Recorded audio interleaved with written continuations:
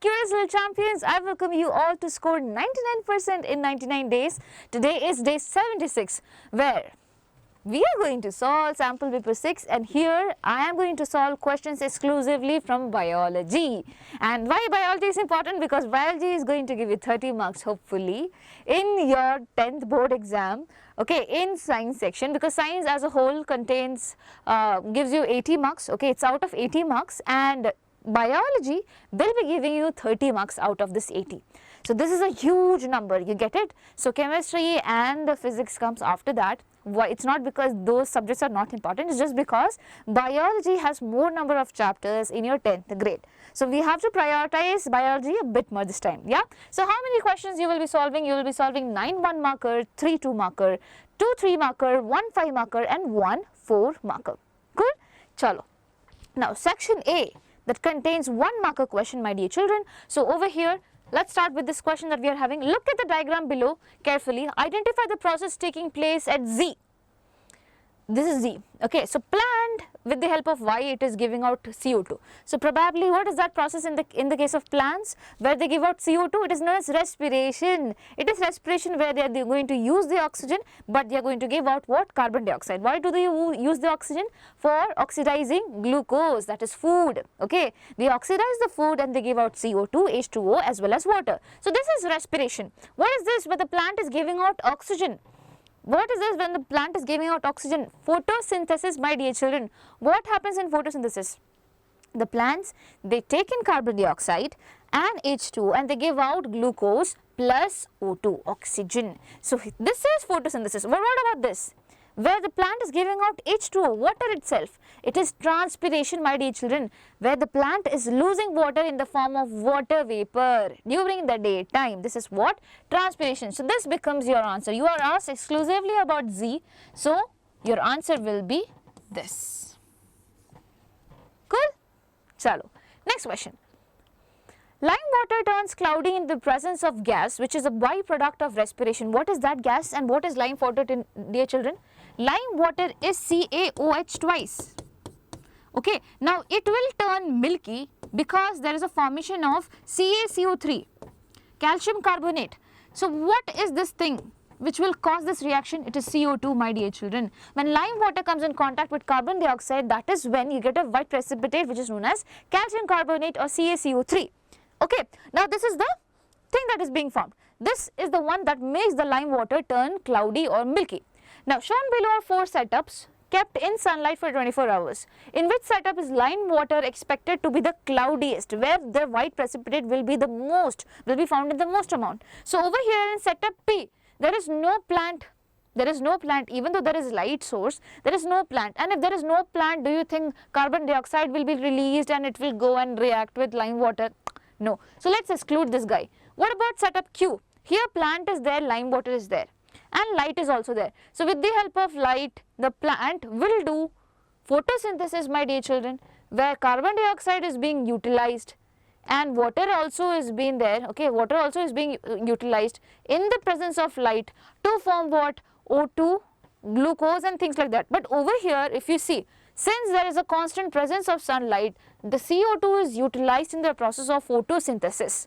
So will there be much amount of CO2 available to go and react with lime water, since it is already getting utilized in the process of photosynthesis? So I will say yes, there will be little amount of CO2 present, but not too much. So it will turn milky or cloudy, but not way too much. What about this setup? Setup R. Okay, in setup R, what is there, my dear children? Okay, I was going to fall down. Yeah, so there is a plant, there is lime water, okay, and both of these setups are being coated. Okay, there are, obviously it is covered, but the tank which is there, it is also coated with some blank paint. Not blank paint, my God. Okay, blank paint. Oh my God, again, black paint. Okay, black paint is being put. Now if black paint is being put, that means the sunlight cannot get inside. If sunlight is not coming inside, do you think photosynthesis will happen? No. At this point of time, the CO2 is there. Okay, CO2 is there being released because the plant is doing respiration also. Okay, the plant is respiring here also and here also, but here the CO2 is being utilized for the process of photosynthesis. But here the plant which is doing respiration, my dear children, it is utilizing oxygen as well as glucose to produce CO2, to produce H2O, to produce ATP and everything.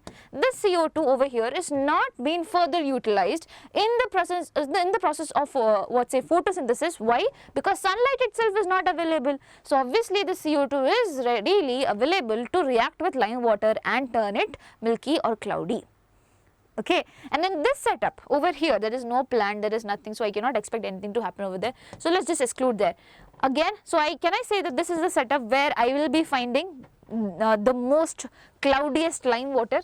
Yes. So it will be set up R, my dear children. So this becomes your answer. Cool? Okay. So that's a tricky question, not a very tricky question, but an interesting question. Okay. So yes. Now, a homozygous dominant guinea pig with black fur. Okay, it is homozygous dominant guinea pig with black fur. So black fur is dominant and homozygous as in both the alleles are same. It's crossed with homozygous guinea pig with white fur. So white for white I will use small b. Obviously I won't be using another letter, that is how genetics work. So if capital B stands for black, then small b will be standing for white. Okay. So now you have capital B and you have small b. The F1 generation is crossed with itself. What percentage of F2 generation is expected to show white fur coat? So basically when you cross all of these organisms, okay, basically this organism and this organism, the gametes will be this, capital B, small b, as in these are found on 2 chromosomes, only 1 chromosome will be getting into the gamete, either way it will be capital B, whatever you do. Now suppose this gamete and this gamete comes and fuses, you get capital B, small b, this and this again capital B, small b, this and this capital B, small b, this and this again capital B, small b. All of it, if you see there is a dominant allele over here, it will show its effect. So all of them, they will be black. But now what is said, the F1 generation, this is the first generation, F1 generation, it is crossed with itself. It is crossed with itself, my dear children. So now the situation is like this. At this particular point of time, what percentage of F2 generation is expected to show white fur coat?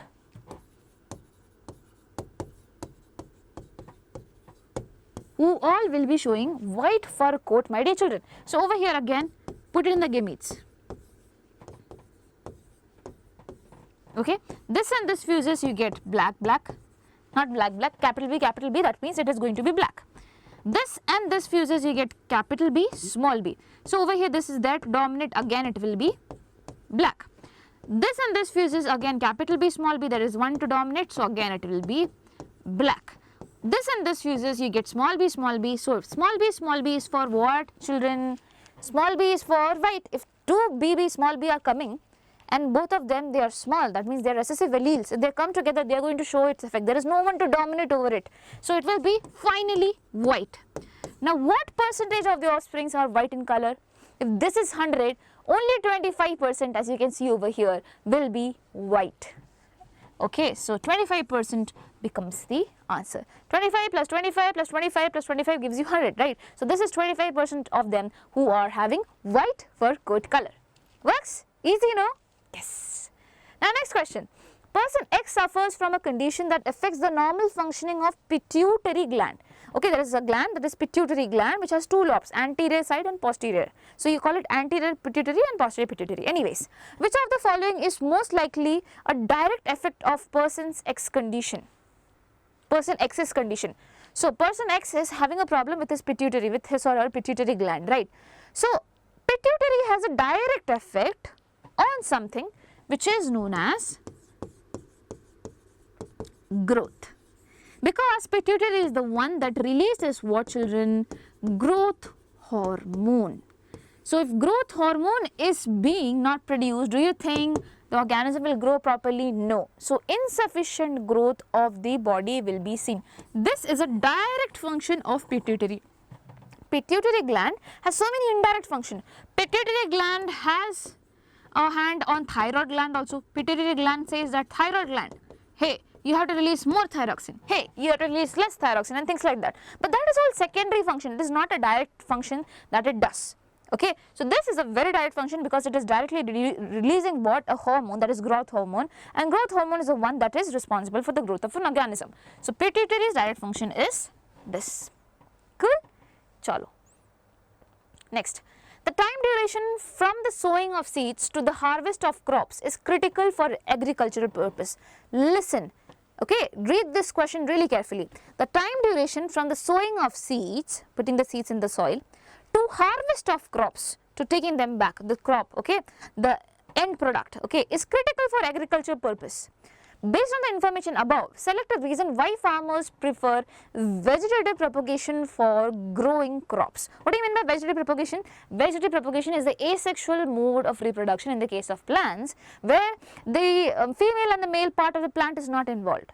Okay, there the vegetative parts of the plant are involved. For example, basically the stem, the leaf, any root, anything which has certain cells which can give rise to a whole new plant that is being taken up, okay, that is being utilized. So over here I don't have to wait for fertilization to happen and things like that. You get it?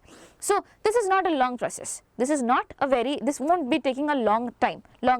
So over here, what benefit do you think will be given to this particular farmer if he does vegetative propagation, or why should he choose vegetative propagation? Because seedless crops can be reproduced.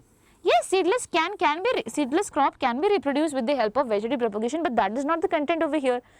His major concern is that the thing, when I am sowing a seed and the fruit which is coming, it should be the harvest which is coming, it should be done really fast. There should not be very much gap. So seedless crops being reproducing, that is not a concern over here. Offspring plants are genetically similar to the parent plants, again it is not a concern over here. If it was said that for him it was critical that the plants and the progeny plants should be same, then this particular point might have made sense. That is, offspring which are produced are genetically similar in the case of vegetative propagation.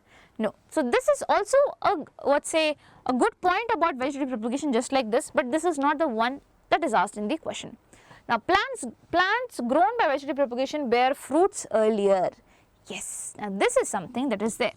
Plants grown by vegetative propagation bear fruits earlier, which is why he will be choosing vegetative propagation over anything, because he wanted that thing. He wanted to harvest really fastly. He wanted to have the fruits really fastly. That is what he wanted. Okay, vegetative propagation does not depend on external agents of pollution. This is also correct. Okay, these are all the actual benefits of vegetative propagation, but this is what is being asked in this context. Okay, again read the question if you are not able to understand. It's an easy question. It's just to trick you up that they have messed it up. Okay, cool. Chalo. Now, assertion and reason question. So, offsprings produced by sexual reproduction show variation. Do you think so? Offspring that are produced by sexual mode of reproduction, do they show variation? Yes, my dear children. Why? Because the male gamete having the male genetic material, the female gamete having the another genetic material is coming together. So obviously the zygote which is there, it is having the combination of two different genetic material. So obviously this would be having too much amount of variety, or there will be too much amount of variation. And apart from that, also when the father is giving his own DNA, obviously he cannot, he's passing his DNA into the gametes. He cannot pass his own DNA. He is basically making a copy of it and sending it to the gamete, that is the sperm. Right. Similarly, the mother also will be making a copy of her DNA and will be sending it into the egg cell. Right. So over here, while DNA copying happens, at that point also there will be lots of problems, small problems which will give out to variation. So apart from that, DNA copying errors is always there. Okay, in both asexual and sexual mode of reproduction. But apart from that, in sexual mode of reproduction, there is also one more thing. Two parents are being involved. That means two different genetic material is going to come. So hence variation is going to be there. Now, so this is correct. Assertion is correct. What about reason? Each offspring produced by sexual reproduction inherits all the genes from each parent. Do you think they inherit all the genes from each parent, my dear children? No. No. They do not inherit all the genes. Basically, half of the genes they are going to inherit. I hope you know, if we have 46 number of chromosomes, only 23 of them are going to be going down into a gamete. Into a gamete, only 23 will be going down. Half of it will be going. So it is not a correct statement. In sexual reproduction, if gametes are involved, the gametes will be having half the number of chromosomes. Another gamete, that is the male gamete, will also be having half the number of chromosomes. This half and this half are going to come together and make 46 again in the zygote. In the zygote, it is going to make 46 again. Okay, cool. So I will say the reason is false, the assertion is true. Offsprings produced by sexual reproduction shows variation. If the reason was because in sexual reproduction two parents are involved and hence two different genetic material will be coming together, that would have been correct, but this is obviously a wrong reason and a wrong statement as well. So I will say assertion is true, reason is false. Okay. Next thing, capillaries have walls that are just one cell thick. Yes, capillaries which is there, okay, this suppose is a blood capillary. It will be having walls which are just made up of one single cellular layer, my dear children. Got it? Okay, they are just one cell thick and there will be small areas in between it through which things can easily pass through. Okay.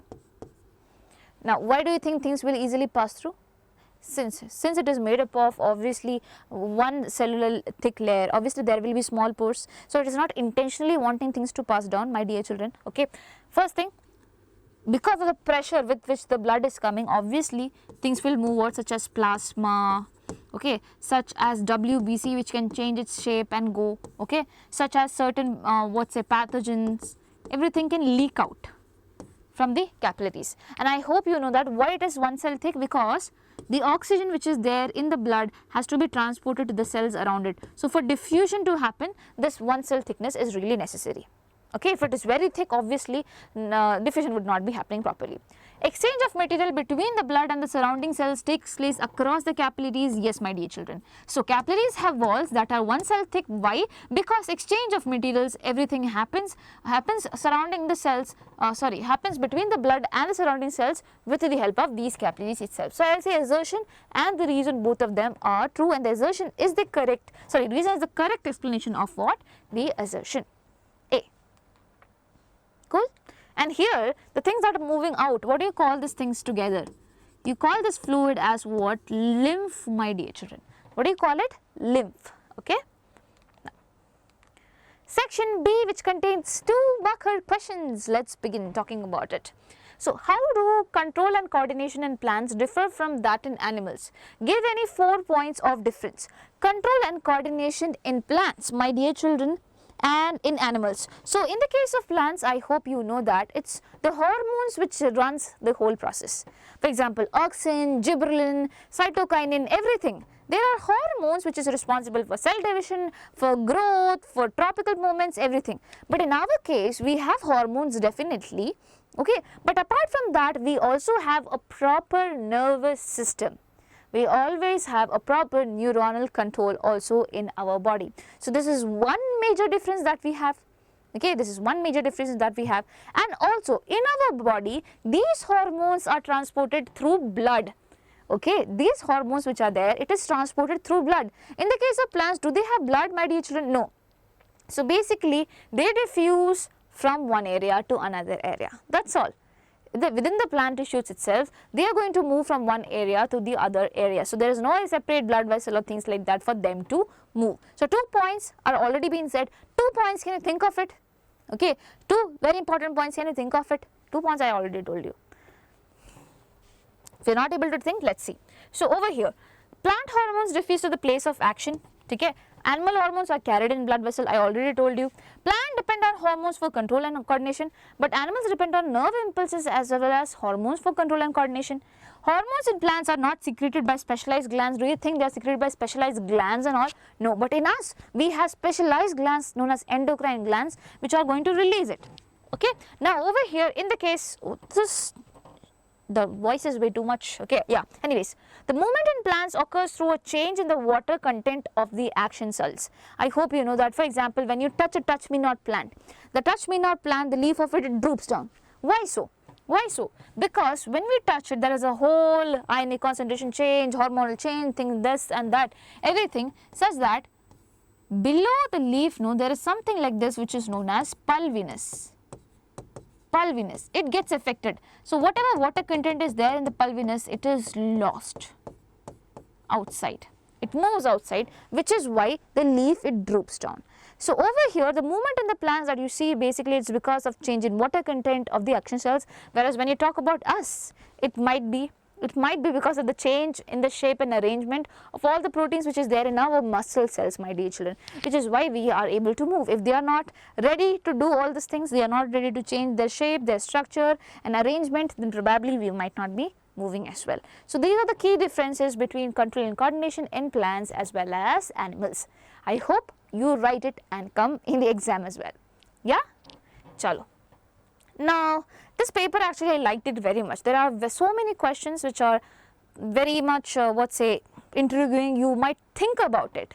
Okay, this is not just direct questions that have been coming, and you can expect these type of questions, my dear children. So be ready with your preparation. I am pretty sure you are going to ace it. Yeah, chalo. A person suffering from liver disease is advised to avoid fatty and highly acidic food. Okay, give a reason why each of the foods mentioned above should be avoided by persons suffering from liver disease. Okay, so what is avoided? Fatty and acidic food is avoided. Children, what is the function of liver? In digestion, in the process of digestion, what is the function of liver? So liver is responsible for the production of something that is known as bile juice, and bile juice is responsible for what? Bile juice has something that is known as bile salts, my dear children, which is responsible for breaking the bigger fat globules into smaller fat globules, and this process is known as emulsification. Okay, what do you call it? You call this as emulsification. What's the use of this, ma'am? Basically, when liver cell does that, it actually helps the another gland, which is the pancreas. Pancreas releases an enzyme which is known as pancreatic lipase. What do you call it? Pancreatic lipase. Now this pancreatic lipase, when it comes and acts on the bigger fat globules, it says that I am not able to act well, it's kind of very huge. Okay, now the bile salt, which is the friend of the pancreatic lipase, says that I can break it down for you, my darling. So it breaks it down, and it looks somewhat like this. So it has more surface area for action, it can break down the fat effectively. Now suppose this bile juice is not there, that means bile salt is not there. If bile salt is not there, do you think this process will happen? Will the pancreatic lipase be able to break down the fat effectively, my dear children? This is why, okay, this is why it is said that the person who is suffering from liver condition should not be having highly, so this is why it is said that you should not be having fatty. But what about acidic food, ma'am? So basically this bile juice, okay, the bile salt which is there, again, it is also responsible for one more thing. It makes the food alkaline as well. It makes the food alkaline as well, alkaline as in basic. Now what is the use of this? Again, the enzymes of the pancreas which is going to further act on the food material, it needs an alkaline pH, because the food is now coming from stomach, and in the stomach there is HCl which makes the food acidic. Now this acidic food comes into the small intestine, and the pancreatic enzymes will also come into the small intestine to break this food, but it finds that it is acidic, and in acidic I cannot work. So basically the bile juice comes as a hero and says that, or heroine, okay, and says that I am going to help you, I am going to make the food alkaline, and in this way pancreatic lipase can act on it. But suppose the food is not alkaline, will the pancreatic enzyme will be able to act on them? No. So which is why it is said the people who are having liver diseases should not be having fatty and highly acidic food. Okay. So 1 mark for each correct description. Since the liver produces bile which secretes an alkaline medium for effective digestion, in absence of bile, acidic foods may cause more acidity and poor digestion. You can add my point there, okay. Since bile is responsible for fat digestion by converting large fat globules to smaller ones for efficient digestion, in the absence of which fats will not be properly digested, which is why they should not be having it. Now this process is known as emulsification. Who will write that? We will write that, okay. So we have to write that on the day of exam as well, and you can make your answers better, my dear children. This they have given in their marking scheme, but I don't think this answer is really great. So yes, I'm pretty sure that you will be writing better answers than this. Okay, I hope better. Okay, so do that. Yes, chalo. Next, oxygen mostly is carried by a pigment in our blood, whereas carbon dioxide is transported in dissolved form in our blood. Give 2 reasons that make the above statement correct. Okay, so oxygen is said that it is carried by a pigment. Who is that pigment that carries oxygen, my dear children? It is hemoglobin. It is what? Hemoglobin, which is a pigment. Okay, because hemoglobin has iron, and iron which is there, it is kind of in love with oxygen. It loves oxygen way too much. Okay, so it binds with it really quick and it can be easily transported. Okay, in this case comes the next guy, who is carbon dioxide. And carbon dioxide also wants to come and be friends with hemoglobin. But the thing is, iron has more efficiency to oxygen. So it won't, some of it still hang up with hemoglobin, but most of the carbon dioxide, it is transported with the help of plasma. With the help of plasma, because hemoglobin has lesser efficiency for carbon dioxide when in comparison to oxygen. Okay, so what is plasma? So in the blood, if you know, the content, the cells which are there, RBC, WBC, okay, RBC, WBC, platelets, everything are floating in the fluid material, and this fluid material is known as plasma. In the RBC, what do you have? Hemoglobin. So if oxygen, if carbon dioxide had more affinity for hemoglobin, probably it would have been getting transported within the RBC itself. But since oxygen is there, it has more affinity for oxygen. If oxygen is there present, okay, it will be binding to it, and the carbon dioxide guy will be transported with the help of plasma itself. Okay, suppose there is oxygen deficiency, but carbon dioxide is there. At this point of time, hemoglobin attaches to carbon dioxide. But if oxygen is there, it will give preference to this only. Okay, okay. And how will you frame the answer? Carbon dioxide is more soluble in water than oxygen. Yeah, that is also one reason. How did I forget it? So carbon dioxide which is there, it is more soluble in fluids, okay, in plasma and things like that, which is why it is able to flow through it. Whereas when you talk about oxygen, my dear children, it is not that soluble in water. Okay, and hemoglobin, the red pigment in RBC, has a very high affinity for oxygen, which is why it is carried by the pigment. Okay. 26th question. Study the food web shown below. Identify and write the food chain from the food web shown, in which the eagle will receive the highest percentage of energy from the producers. In which of these cases do you think that the eagle will be receiving highest amount of energy? So I hope you know that if there is trophic level 1, trophic level 2, 3 and trophic level 4. If one organism has some amount of energy, it will only pass 10% of its energy to the next organism. So for example, it has 10,000 joules of energy, kilojoules of energy in T1. Only 10% of it will go, that means 1000 joule will be going. Now this guy will be having again 100 joules of it, because only 10% will be going.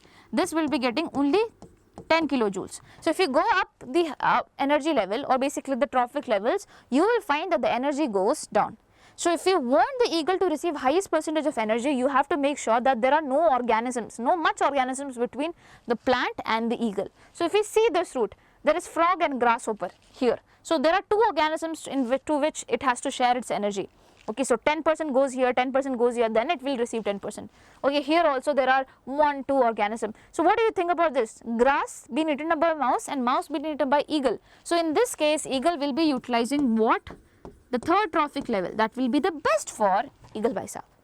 Okay, so the food web will be looking like this, my dear children. So you have to make sure that you are making it properly. Okay, so plant or basically grass, whichever is mentioned over here, it is grass. Okay, it is being eaten up by the mouse,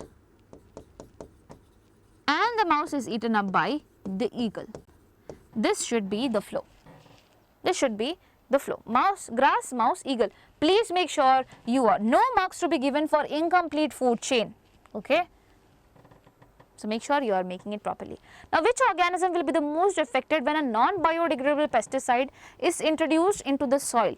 What is the phenomenon responsible for this called? So if something non-biodegradable, something that cannot be broken down, gets into the food chain, my dear children. Okay. For example, DDT, insecticide. Okay, it is not getting broken down. Suppose it is there in the plants. Over here I sprayed lots of DDT. Now this DDT stays like this in the plant itself. Okay, this chemical stays there in the plant itself because it is not easily going to get broken down, my dear children. Now grasshopper comes and eats this plant which is having the DDT. Now the grasshopper has it. It is still getting accumulated. Other grasshopper will also come and eat this, so that grasshopper will also have this. Frog comes and eats both this grasshopper, so frog will have more amount of DDT. Why? Because the thing is not getting broken down anywhere. Okay, it is not getting broken down, it is getting accumulated instead. It is accumulated here, it is accumulated here, it is accumulated here, and now you are having two organisms which has accumulated amount of what DDT. Obviously this particular organism, that is frog, will have more DDT. And now if this frog and one more frog which had DDT, okay, both are being eaten up by the eagle, obviously it will also have it. So when you go above the higher trophic level, my dear children, since their consumption rate is more, obviously the amount of DDT, the amount of non-biodegradable thing which is there, pesticide, it will keep on increasing. And what do you call this process as? You call this process as biomagnification. What do you call it? You call this biomagnification, where the amount of the pesticide is going to keep on increasing. Cool? Works? And it is caused due to bioaccumulation. Some things are getting accumulated, which is why their level is getting increased. Okay, how do you frame this answer? The eagle will be the most affected, and the cause is what? Biomagnification. So which organism will be the most affected? It will be the eagle, because it has the highest trophic level up over here. Okay, whatever is being taken up is being eaten up by the eagle, so it will have the highest trophic level. Okay, and what is the phenomenon responsible for this called? It is known as biomagnification. Works? Chalo. Now section C, which is 3-marker question, my dear champions. Okay. Given below is a table representing the characteristics of two fluids involved in the transportation of substances in the human body. Fluid A is colorless, fluid B is colored, contains less oxygen, contains more oxygen, contains less protein, contains more protein. Identify A and fluid B. Can you? I will say fluid A is what? Lymph, my dear children, whereas fluid B is what? The blood. Why did I directly say it is lymph? Because it is colorless. And why is the blood colored, my dear children? Because the blood has high amount of RBC cells which has hemoglobin, and hemoglobin is the one that gives the color. Get it? Now I said contains less oxygen, because lymph fluid which is there, you remember the capillaries I was talking about? Okay, the capillaries, they are having pores in between, which is why, because of high pressure, the plasma moves out. And what all moves out? WBC moves out, pathogens moves out, my dear children. So over here, if you see this thing that is being moving out and is going to occupy the space between each cells, you are going to call this fluid as lymph fluid. Lymph fluid is colorless and it contains less oxygen because the RBC did not come out, only WBC came out. You get it? The RBC is still there inside the blood itself. It is still there inside the blood itself, but when talk about WBC, it came out. Okay, so which is why it contains less oxygen. The one who carries oxygen is up over here in the blood only. Now it contains less protein. Why? Because the bigger proteins also cannot be moving out. Okay, the big proteins which is there, it also cannot be moving out, which is why the lymph fluid which is there, it contains less protein. But what about the blood which is there? It will have protein. It will have protein. Now, with the help of a flow chart, describe the movement of the fluid A from intercellular spaces to the main circulatory system. So what happens? This fluid is getting accumulated over here. Okay, now there will be lymphatic capillaries, my dear children. Just like how you have blood capillaries, similarly there is lymphatic capillaries which will be taking up all this thing. Okay, all this fluid. Now this lymphatic capillaries will be opening into lymph vessels, and the lymph vessels will be going through lymph nodes. Again lymph vessels, or basically you can just exclude this and just write veins. Veins and then to heart. So veins are the one that carries blood back to the heart, right, towards the heart. So lymph vessels will be opening into the veins and say that, hey, whatever thing that you have left behind, take it back. Otherwise the pressure that is needed for the blood to get transported, it will be lost. So if we are losing out, obviously, for example, there is a leakage in the pipe. Obviously, if there is a leakage in the pipe, the water would not have too much pressure. So similarly over here, for the pressure to be maintained, you are making sure that the amount of blood which is lost, okay, or whatever fluid and things are lost, it has to be given back. Okay, fine. What role does fluid A play in the digestion of food in human beings? Now, I didn't talk about in digestion, but what role does it actually play, my dear children? Fluid A plays a major role. How does it play a major role? Because the lymphatic capillaries which are there, it is found in our intestine also. It is found in our intestine also, and small intestine is a place where food breakdown, okay, food breakdown occurs, right? The final food breakdown occurs. At this area, in between the cells of the intestine, that is in the villi itself, there are lymphatic capillaries which says that fats which are getting broken down, come here, come inside, I am going to take you. Okay, so lymphatic capillaries are the one which is responsible for absorption of fat. Do you think the blood capillaries can do it? No, because the fat which is there, it cannot be taken up, it is very huge, so it cannot be taken up. But lymphatic capillaries are built in a way that they can take in big things and they get closed. You get it? So the pores over here in normal blood capillaries, it is very small for the fat absorption to be taken place. So that is why lymphatic capillaries are much more better when you talk about fat absorption. Cool.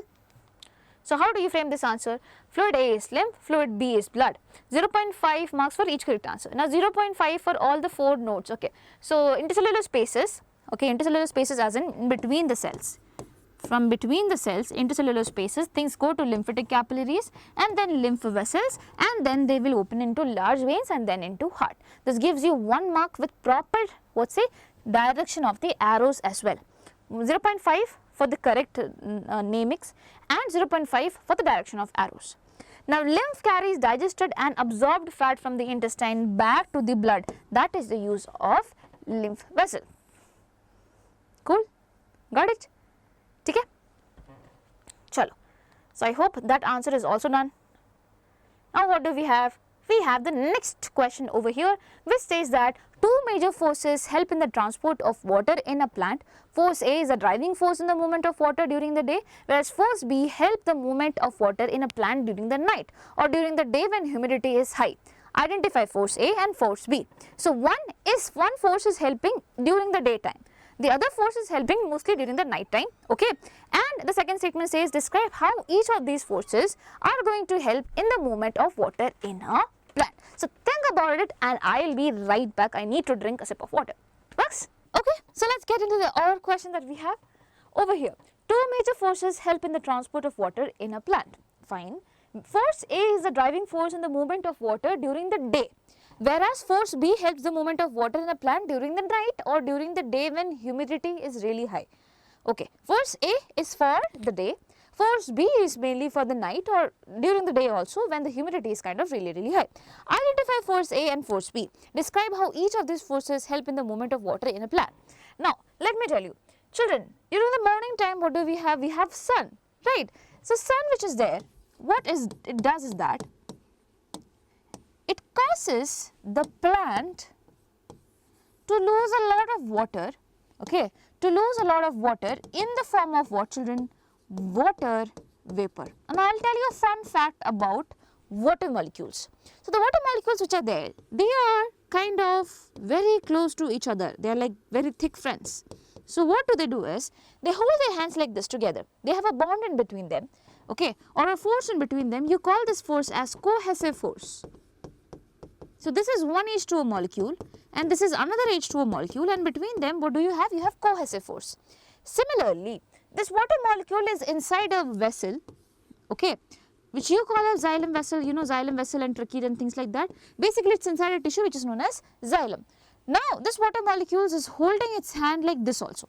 So, one hand goes like this, other hand goes like this where you are pulling, and it is like you are moving it. Just like how, Hrithik Roshan had his own steps, right? Similarly, the water molecules which are there, they also have their own step, but it's kind of different, the opposite way. So, the water molecules pull the other water molecules, whereas they also move like this. So, they are like pulling and they are moving about. Why is there a pulling force over here? Because the water molecules which are there, they are getting lost in the form of water vapor. Why? Because sun is there. It causes evaporation. And what do you call this process as? You call this process as transpiration. Okay? You call this process transpiration. It's loss of water in the form of water vapor, my dear children, through the stromatal pores that we are having. And when one water molecule is going out, it will pull the other water molecules also. So, this is known as transpirational pull theory. This is known as transpirational pull theory. And when does it work? During the morning time. So, the force A is the driving force in the movement of water during the day. So, this is the force A that we are talking about. Whereas, when you talk about force B, it helps in the movement of water in the plant during mainly the night and also during the day when the humidity is very high. So, it can happen both in day and night. Okay, but mainly when humidity is really high. When humidity is high, my dear children, that means at this point of time, the stromatal pores which are there, it will be closed. So do you think transpiration can happen way too much? No. Transpiration will only happen when the stomatal pores are open. During humid condition, obviously the plant does not want to lose a lot of water, so that's why it closes the stomata. Now, transpiration cannot play a big role over here. Because of transpiration, what good thing was happening? The water molecules were getting pulled. It's not that they were getting outside. In this manner, this pulling force was making the water molecules from the down, from the roots to come up. So that entire plant can get enough amount of water. But now since the stomata is closed, do you think this particular force can work? No. Okay, so what do we have instead? We have the next thing that is known as root pressure, which is a driving force. Now this theory is known as root pressure theory, my dear children. So what happens exactly over here? So you know plants have roots. Plants definitely will be having roots, my dear children. Now in this roots, the ions are like, the ions are already there, okay, but the plant is like, I want more ions. I anyways want more ions because these ions are really necessary for me to make chlorophyll pigments and this and that and things like that. So what it does, even though it's of very higher concentration over here, it still takes in lots of ions from the soil, okay. And now when things are going from a lower concentration again back to a higher concentration, usually things grow from higher to lower, but over here it's already high, but still it is going. So obviously it cannot be naturally occurring. You have to invest some money. There's some corruption happening. So what is that money over here? That is ATP molecules. So plants basically spend their ATP molecules to get these ions inside. But the problem with these ions is that once they are inside, they are going to create a situation where the solute is way too much. What is way too much? Solute is way too much, and solvent in which they are dissolved, it is way too less. So the amount of ions are way too much and the amount of water is way too less. At this particular point of time comes H2 over here. So we know in the soil we have H2O, right? These H2O molecules will be moving from a region of higher concentration to a region of lower concentration, that is within the roots. And now when they come inside the roots, my dear children, these water molecules are like, wait, I'll help you out. This is too much hypertonic situation created over here. I'll come there and save you. These H2O molecules, when they come in, they like push each other, like go up, Ray, go up, like that. So what is it creating? It's actually creating a pushing force over here. Is creating a pushing force over here. So in this way again the water molecules are being moving up, but this is not at all sufficient for the plants to, all the different parts of the plant to have water, so which is why we have transpiration pull also. But at times when the stomata is closed and things like this does not work, the plant mainly relies on root pressure. So both the things are simultaneously happening in a plant, okay, but when this stops, plant will be relying more on root pressure theory, okay. So identify force A is transpirational pull, force B will be what? Root pressure theory. Now describe how each of these forces help in the movement of water. I just told you, but if you want to see the answer in the answer format, you can see like this. So force A is transpiration pull and force B is root pressure. You get 0.5 marks for each correct answer. Now 1 mark for each correct point over here, that is you have to explain. So transpiration pull means evaporation of water molecules from the stomata of a leaf due to transpiration creates a suction that pulls water from the xylem cells of the roots, okay, because they have what? Cohesive force in between them, and they also have adhesive force between the water molecules and the walls of the xylem. That is also a reason why they are easily able to move up like that, okay. Now root pressure, active absorption. What do you mean by active absorption? Basically active absorption means you're spending ATP. This is what you mean. So active absorption of ions by roots from the soil causes water to steadily move into the root xylem, creating a column of water that is pushed upwards. It goes what, children? Upwards, my dear children. Okay. And now water, how it is getting inside? It is getting inside through the process of osmosis. I hope you remember that. Please write it somewhere. Okay. So they get inside and then they basically create a water column which is basically pushed upwards. That's how it works. So I hope you got this, and with this you get how many marks? 3 marks. So 1, 1 and then 0.5, 0.5, 1 again. So you get 3 marks in total for this particular question. Cool. Chalo. Next question. Section D, which is 5 marker question. Again you have OR questions. So let's see this part of the question first and then we will move on to this. Fine. Let me just turn off this. It's too cold up here. I don't know why. Yeah.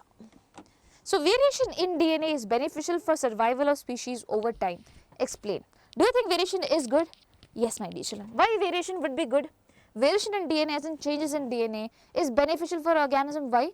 Because the atmosphere that we are in living today. For example, you have a variation, you have some change in the DNA and I do not have that.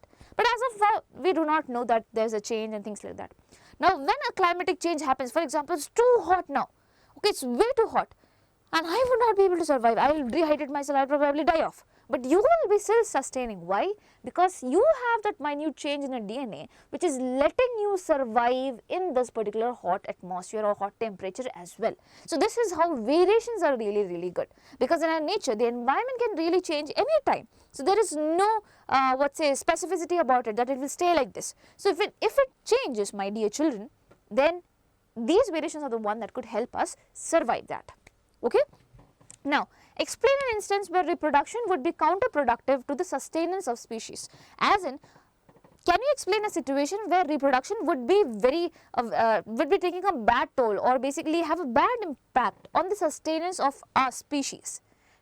Usually reproduction is good, right? It maintains the continuity of species. When do you think reproduction process becomes bad? In the case of continuity, in the case of species. Basically when there is way too much amount of reproduction happening. At this point of time, what will happen? For example, there are so many human beings and there is so less food. Everyone will basically fight for it. Everyone will be fighting for the limiting resources that we have. Now, do you think this will help in the sustenance of species? No, this is going to cause a huge trouble. So when does reproduction become a problem? When it is way too much. The number of reproducing individuals increases way too much, they undergo reproduction, and there is limited resources to sustain them. That's when it becomes difficult. Cool? I will show you how to frame the answers as well. Please wait. Okay, just explaining you the answers as of now. Now, what is the sequence of events that take place in human reproduction when an egg is not fertilized? Okay, egg is not fertilized. What happens before that? So basically, every month, okay, in the case of females, the ovary is releasing one egg. So females have two ovary. Usually what happens, one month this ovary will be releasing, other month this ovary will be releasing one egg. So this egg is being released, and then it goes, from the ovary it goes to the fallopian tube and stays in the fallopian tube, waiting for what? Waiting for the sperm to come and fertilize it. Okay, so that is how things usually work. Now I will show you also. So basically over here you have the uterus. This suppose is the uterus, this suppose is the fallopian tube. I am not able to make it fully, but yeah, just for your understanding. And this is suppose the ovary. So the egg is collected and is kept over here. It is kept over here in the fallopian tube itself. You call this region as ampulla. Okay. Now the uterus, it's like, what if the egg will come and fertilize it? I have to stay prepared. I have to stay prepared. Why? Because the egg and the sperm, if it fertilizes, you get zygote, and the zygote will continue division and form an embryo, and this embryo will come over here to uterus. For what? For nourishment and things like that. So initial nourishment is provided by the innermost layer of the uterus, which is known as endometrium.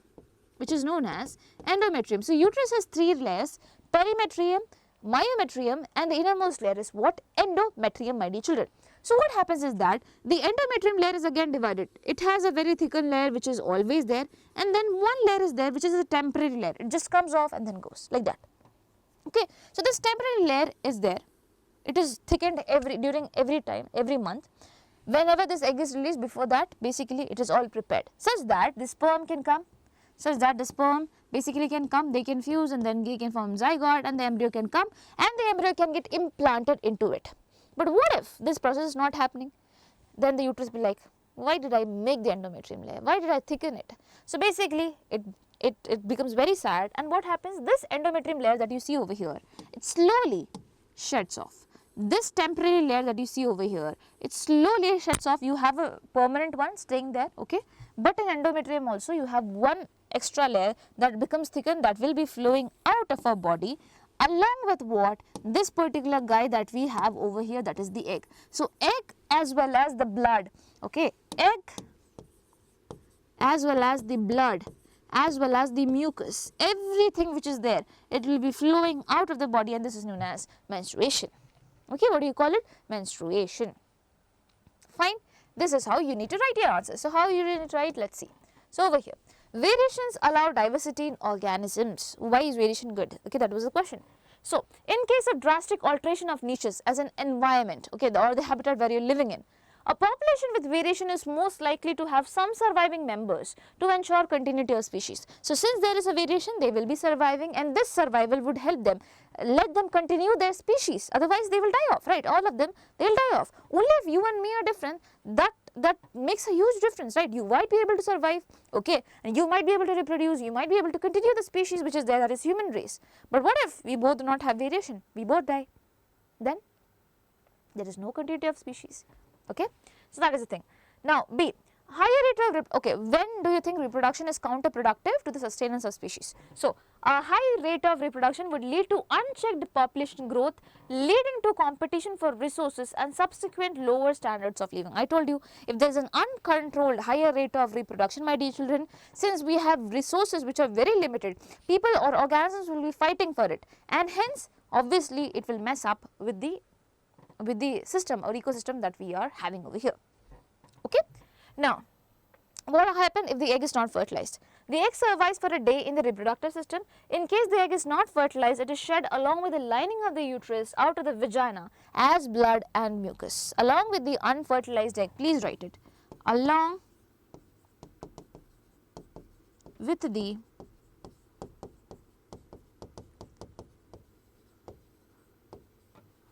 unfertilized egg.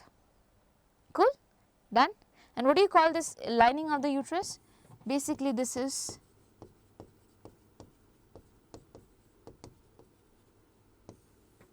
endometrium. Okay? Chalo. Now, the odd part of the question. Okay? Describe the process of seed formation in a flowering plant. How do you describe the process of seed formation in a flowering plant, my dear children? So, for that I have to remove this. Okay. So, basically what happens is,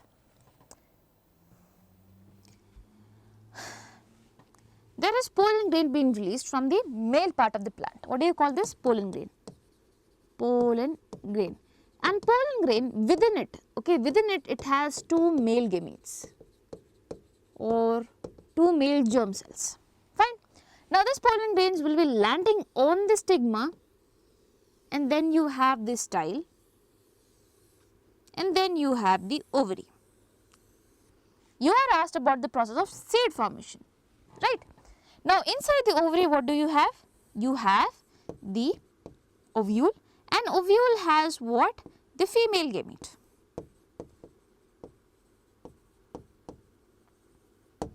So, the pollen grains lands, and then what do you have? You have the male gamete inside. The pollen grains, it has to reach over here. So, how does it reach? It makes a pollen tube.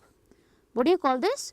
Pollen tube. How does it make the pollen tube? How does it know? Basically, the ovule will be constantly releasing lots of enzymes, hormones. Sorry, I am so sorry, chemicals, okay, just chemicals, not hormones. Chemicals will be released, my dear children, and these chemicals are the one which will direct in the pollen tube towards the ovule. Suppose it came towards the ovule, and now the male gamete which is there, one male gamete which is there will come and fuse with this egg cell. In the ovule, you have other cells also. One is egg cell, and you have multiple other cells also. Now, the male gamete which is there, at least one male gamete fuses with the one female gamete that you are having. Okay, this is with one female gamete you are having. What do you get? You get zygote. When this fusion happens, you get zygote. Now, fertilization, when it happens, now you do not call ovule as ovule. You would be calling this particular structure as a seed now. The ovule is now known as a seed. Why? Because the zygote is within the seed, and the zygote will later form the embryo, and things goes on. So, which is why we put seed inside the soil. Why? Because from the soil, from the soil the seed will germinate. What is exactly germinating? Embryo which is there, okay, the zygote, it will soon form an embryo which is there, and it is the one that will give rise to what? The new plant. So, seed is basically something which has what? The zygote, or basically the embryo later on. And now, what happens to the ovary? Ovary had the ovule, right? Ovary becomes the fruit, my dear children. Ovary will become the fruit. Fine. Now, how do you frame this answer? Let us see. The pollen from the stamen is transferred to the stigma. From the stamen, okay, that is the male reproductive part, the pollen grain comes to the stigma. Now, the pollen tube germinates and penetrates the style to reach the ovary. It will go through the style and will reach the ovary. the male germ cell and the female germ cell combine to form the zygote. Male and the female will combine to form the zygote. The zygote undergoes rapid division to form embryo inside the ovule. Inside the ovule, what is happening? The zygote is completely dividing again and again and again and again and forming in the embryo. Okay. The ovule develops a seed coat and turns into a seed. So, the ovule which is there, my dear children, it will be having a seed coat, and this whole thing will be converting into a seed. Whereas what happens to the ovary? It will become a fruit. Simple, easy. Okay? That's how you need to frame your answers. Please 0.5 for each correct point. For each correct point you are getting 0.5 marks. So you have to be really careful over there. Okay? Now, suggest any 2 reasons why child marriages are a hazard to the reproductive health of women.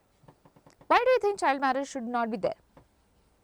First thing, the child might not have had sexual maturity. Now, there is something that is known as sexual maturity, where the bodily organs and everything which is there for a proper labor to happen, that is for a proper baby growth and also for its movement outside our body, for everything you need your body to be sexually matured.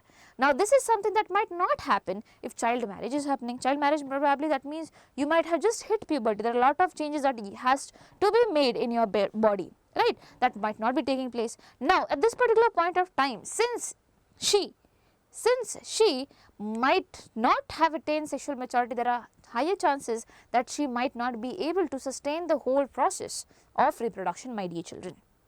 You get it? And during pregnancy or during anything, there could be any complications arising, which obviously becomes a huge problem for the reproductive health of a woman, which is why it is not said that child marriage should be there. Okay. Now, what is the hazard? If you write in 2 points, female will not have reached full sexual maturity at the time of marriage. That is one problem. Now, there are possibilities of pregnancy in teenage years that may cause adverse effects on the female's body. Her body might have to face a lot of trouble because of this. Okay. So, sexual maturity is not being reached. Second thing, because of pregnancy, but there could be problems in her body. Adverse effects would also be there. Cool? Chalo. Now, give any 3 advantages of using a mechanical barrier over the other contraceptive measures to avoid pregnancy. What are those? Give any 3 advantages of using a mechanical barrier. What do you mean by mechanical barrier? As in something that can physically stop the meeting of sperm and the egg. For example, you are talking about condom. Condom is a mechanical barrier. It comes as a barrier between what the sperm released and the female body, obviously. You got it? So, how do you think it is much better than the other contraceptive measures which are used? So, what do you mean by other contraceptive? What other contraceptive methods do you have? First thing, you have hormone releasing pills. Now, what does this hormone releasing pills do? It is going to have some changes in your body. Obviously, it is going to mess around the hormones, the level of the normal hormones. So, obviously, it might have some adverse effect to your body. Now, the next method is basically surgical method, where you are cutting the vas deferens or probably cutting the fallopian tube. Okay, the fallopian tube is the one that carries the egg. Okay. So, yes, if you cut the fallopian tube, do you think that the ovum will be transferred? No, my dear children. So, fertilization is not happening. So, that is one method that we have, where you cut the fallopian tube, you tie it up and you keep it like that. Similarly, in the case of men, what do? The sperm is being carried by vas deferens. So, you cut the vas deferens and you cut it like so that the transport does not take place. But the problem with this is obviously it is a surgical method. Okay, there could be challenges while operation. Okay, there could be some sterilization errors. There could be anything that could happen. Okay, so that is also one problem of the surgical method. Now, what else? Now, what else do you have? Any other method? If you rely on natural methods, my dear children, again it is risky because it is natural method. Anything can happen. Okay, so people do not usually have sexual contact during the fertile period. But what if the lady's ovulation period got changed?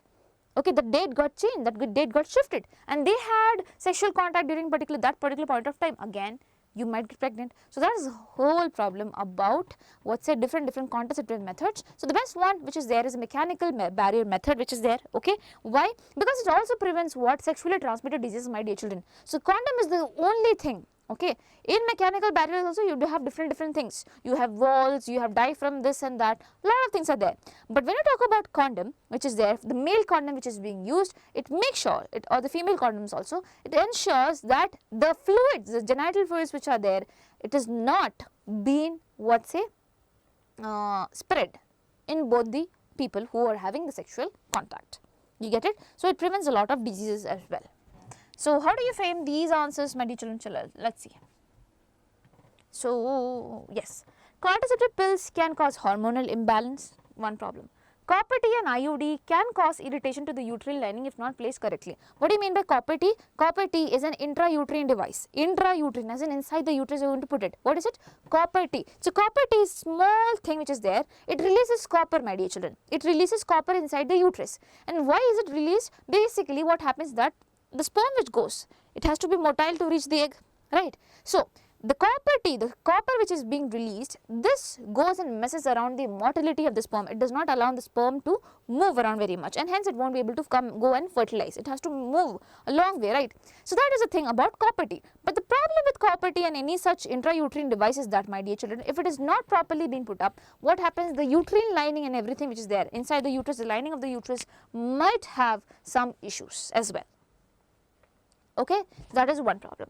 Now, surgical methods, if not performed properly, can lead to infections and complications.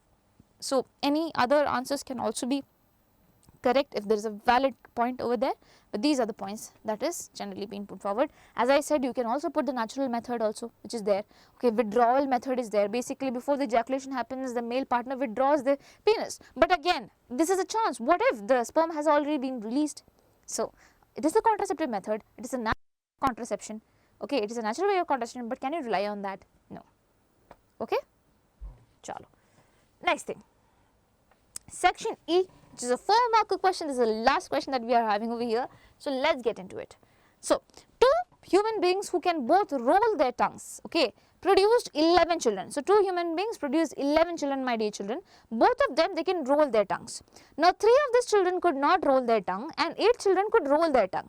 So, out of 11 children that they produced, okay, 8 of them they are just like the parents, they could roll their tongue, but 3 of them were not able like that. So which trait, that is rolling or not rolling, is controlled by recessive allele? What do you think? Recessive. So they are indirectly asking you which is a recessive trait, which is not dominant, which is a recessive trait. And recessive means it won't be found in lot of organisms, my dear children. Please understand that. Recessive traits appear only when 2 alleles are of the same kind, they come together. Both the recessive alleles, when they come together, then only it will be expressed. Okay, then only it will be expressed. Now that's a rare thing. Okay, so what do you think is a recessive trait? Rolling or not rolling? Obviously, it will be not rolling, because majority of the people up over here, the parents, the 8 children, all of them could roll their tongue. Only 3 could not roll their tongue. Okay, only 3 could not roll their tongue, which eventually makes them what? A recessive trait. This trait is what? A recessive trait. Which one? Not rolling. Now, state all the possible genotypes of F1 generation of the cross. How do you identify? So basically I told both the parents can roll. Okay, both the parents can roll. 8 children can also roll, 3 cannot roll. Okay, and when I say it cannot roll, not rolling is a recessive trait, and I told you recessive traits are only expressed when they are of the same kind. So basically if I take small r for not rolling, so there should be 2 alleles coming together like this. And if you need 2 alleles like this in the progeny, my dear children, you should be having at least 1 and 1 in both the parents. So for example, capital R is for rolling and small r is for not rolling. Capital R is for rolling, small r is not for rolling. So this means this is the genotype of the parent. Then I will get this from this one parent and this from another parent. That's how I can have this in the progeny. That's how 3 of them at least could not roll their tongue. Okay, so I got to understand what is the parent's genotype. If the question was that all of them basically, all of them, they could roll their tongue. Okay, they could roll their tongue. In that case, possibly I would have thought that probably it might have been like this. This could be the genotype of the parents, or it can be like this also. Because anyways, this chota r does not have another partner to show up its trait. Whatever comes together, it will be showing its effect. You get it? But now since this is a condition, let's not talk about that and make you guys confused. Let's talk about this. So first thing was to identify which one was a recessive trait, my dear children, and now you are getting ahead. So capital R in one gamete, small r in another, capital R in one gamete, small r in another. When you fuse this and get this, you get capital R, capital R. When you fuse this and this, you get capital R, small r. Fuse this and this, you get capital R, small r, and when you fuse this and this, you get small r, small r. Okay? So you see, this person would not be able to roll their tongue. These organisms which are there, they would be able to roll their tongue. So state all the possible genotypes of F1 generation. This is the F1 generation, my dear children. This is the parents. This is the first generation we are having. So these are the possible genotypes that are there. Okay. Now show the inheritance of tongue rolling in humans in the given example using a suitable cross. What percentage of offspring?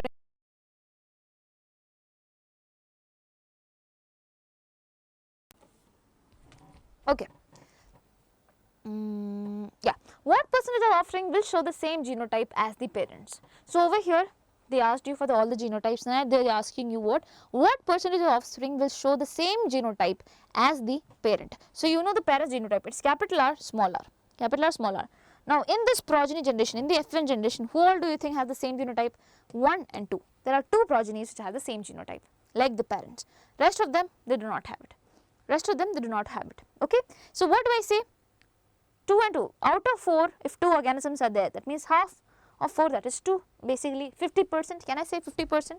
Yes. So this will be 50%. The answer to this question is what? 50%.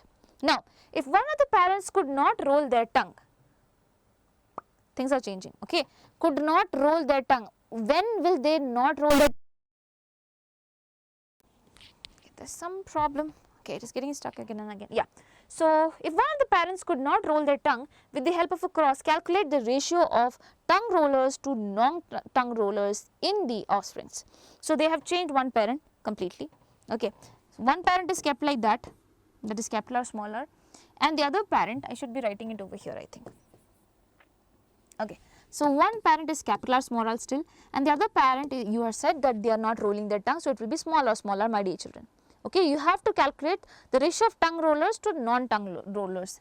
So, capital R, one gamete, small r, one gamete, small r, another gamete. You cross this with this, you get capital R, small r. You cross this with this, again you get capital R, small r. You cross this with this, you get small r.